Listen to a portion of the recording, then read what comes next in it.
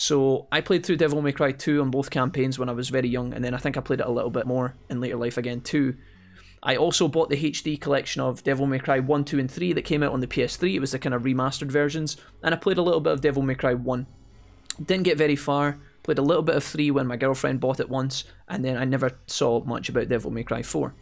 I bought this game because I heard it was really, really good. I heard it was short, but I heard it was really good, and it was pretty welcoming to people who weren't familiar with the Devil May Cry series. So I was excited. I came into this game with high hopes because, again, so many people told me, both online and from friends, that it was a good one.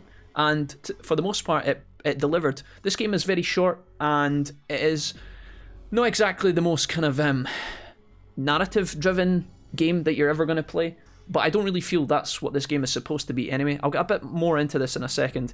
First of all, this game looks great. This game sounds... The music sounds pretty good. Audio's a bit imbalanced at times, which I find really weird. I find that the cutscenes are so quiet compared to the rest of the game, but that could just be exclusively a console problem. Anyways, not a big deal. This game looks fantastic. My favourite part of this entire game and my experience playing this over the last 3 days was absolutely the cutscenes and the writing and the kind of quirky banter between the characters, as well as the kind of epic, kind of choreographed, stunt, kind of cinematic, flying all over the place fighting demon montage moments, right? You could literally just make a gaming montage out of this game alone. The scenes in it are absolutely top notch, and it's some of the best I've ever seen in video games. I didn't expect them to be this. Again, I don't think people pick up Devil May Cry for like a mind-blowing story. If the story is kind of fun and keeps you intrigued along the way, then that's a bonus. I feel like people are buying this game to kill monsters and to look good and feel good while doing it, and for the most part, the game does exactly that. You've got your 3 characters. You've got Nero, V, and Dante. A lot of people told me in the beginning that they don't like playing V, but when I was getting started, I struggled to pick up Nero. I was definitely really poor. I said this tons of times through the series. I was very poor with Nero. I couldn't get his combos to work at all. I was very bad at doing the kind of exceed motorbike rev ability, and I couldn't really get the time into that down. I feel like before I get into these 3 characters and the combat as a whole, I will mention that I was pretty bad at this game, and I played on the regular difficulty. When I was at the main menu starting up, I had 2 options. I could play on the kind of hard mode, which I think is... It's not Dante Must Die, I think it's called... Is it Devil Hunter? I could have chose to play on like Devil Hunter or normal mode. If I had known how this game was going to play out coming in, I would have probably recommended to myself to play on Devil Hunter, because normal mode, the base mode, there is no easy mode, but normal mode kind of feels like easy mode, is very straightforward. But anyways, it does feel like if you can actually master the combat of this game, it probably feels god tier to play. I have went and watched videos because I'm not good enough, right? I picked this game up 2 days ago, and I was kind of getting the basics, enough to get like S's on like most levels for the most part. I think I got 2 B's and the rest were like S's and A's. So I was competent enough to try and pick up decent rankings, but I was pretty bad at learning my combos. I was all over the place, and I was a mess. But I have watched what good players can do in this game, and it looks so fucking satisfying. It looks so satisfying. If you go on YouTube and you type in, professional Devil May Cry players, or I don't know, Devil May Cry kind of combo tutorial, or noob versus pro Devil May Cry 5 player, some of the stuff they do on the harder difficulties with the sexier combos is so good, and I think that's what this game is trying to give you if you're interested in that type of gameplay. That's just my thoughts and feelings. Again, to go back to the characters quickly, I enjoyed the characters like this. You get Dante, Nero, and V. I enjoyed playing Dante the most, then I enjoyed playing V second, and then Nero third. Now, Nero wasn't bad, I was just bad at him. But I felt like Dante and V had a lot more abilities and options for comboing. And if you are rating your happiness on the scale of the grading system that the game has given you, the little kind of skill points that pop up above your head where it's like D, C, B, A, etc. I found it very difficult to combo with Nero. But again, that was just me probably out of practice. The chat kind of confirmed that once you get Nero down to a T, you can kind of pull that off equally and just as good as the others. But I found V was really easy to play and very kind of interesting. Again, that might change on harder difficulties, but I enjoyed it. I enjoyed it for the most part. Dante by far is the most kind of complex character in my opinion, and I think he's the character that a lot of people will enjoy playing the most, but it's obviously going to come down to personal preference.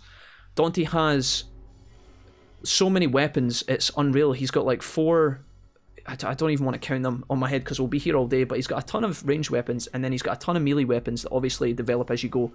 And then in addition, he's got all of his stances. Then he's got his devil mode and all this stuff that you unlock later. And when you throw all that together, there is like probably thousands and thousands of combos that you can do. Sometimes I got them right and it felt great, and sometimes I would accidentally do a new combo, and then your character does something crazy and it's like, holy shit, that was epic. I don't know what the fuck I did there, but that felt good. It can feel a bit slow and clunky in the beginning when you don't have any combos though. I feel like if people are picking up Devil May Cry 5 and maybe they're not having as good of a time of it in the beginning, I would just say to those players, if you're watching this review because you've played the first 3 levels of Devil May Cry 5, you don't understand the hype, you don't understand why so many people are hyping it up, I would say to you guys, try and give it a little bit more time and push through it a little bit, because the game does feel a lot better when you start to get the hang of the combat a bit better. You actually feel like you're doing things properly. And although I didn't have it mastered by any means, I do feel like I was kind of getting there. And when you see the glimpse of those moments, that's where you get the most value, I feel. A lot of the game is walking along kind of stale standard corridors. Couple enemies will spawn, you'll kill them, it'll clear the door, you move into the next area, there's maybe some orbs hidden in the sky, bunch of hidden like purple orbs, blue orbs. The secret levels were quite enjoyable for me. I did a handful of those. Some of them were really hard and some of them were pretty straightforward, but most of them were fun and I enjoyed finding those and looking for those. It was pretty cool. You do get that kind of rewarding feeling in Devil May Cry that I kind of vaguely remember from playing 2, where you'll go into a tiny area and you will find like a blue orb or you'll find a new weapon, and that can feel awesome. You still get that, oh, I'm glad I explored here, I feel rewarded. And as a player, you kind of want that in these kind of games. Exploration is not insane, it's not an open world RPG or anything, but there's little nooks and crannies to find, and when you can find those, it does kind of feel like, oh, hey, cool, nice. But yeah, Devil May Cry, fairly short and compact game. It should be fairly cheap, but if you like kind of heavy metal, sexy beat-em-up games, I feel like that's kind of what this game is. It does look like it's kind of setting up for perhaps a Devil May Cry 6 in the future, and if it does pop up at some point, I'm looking forward to trying it. I don't know if I'd be running out on day one, but then again, maybe if I played the game more and actually became a bit more professional and used to the controls and the combat, then who knows? Who knows? But the people who play this game on the harder difficulty get to know the combos, really try to understand the characters and how their movesets thread together. You guys are the ones that are going to get the most out of this game. If you don't have enough time to do that, or you feel like you're a bit overwhelmed by the combat, and you play it once on normal like I have and you don't want to play it again, then you guys are still going to have a good time, I think. The kind of wow moments from the cutscenes are almost enough to carry it for me. There was a couple of funny things that happened. I mean, the Dante cowboy hat dance scene where he's kind of impersonating Michael Jackson is absolutely top notch. And then on top of that, later on when Nero comes in at the end, this is getting into like deep spoiler territory, but when Nero comes into the end and he stops kind of Virgil and Dante fighting is so epic, is great.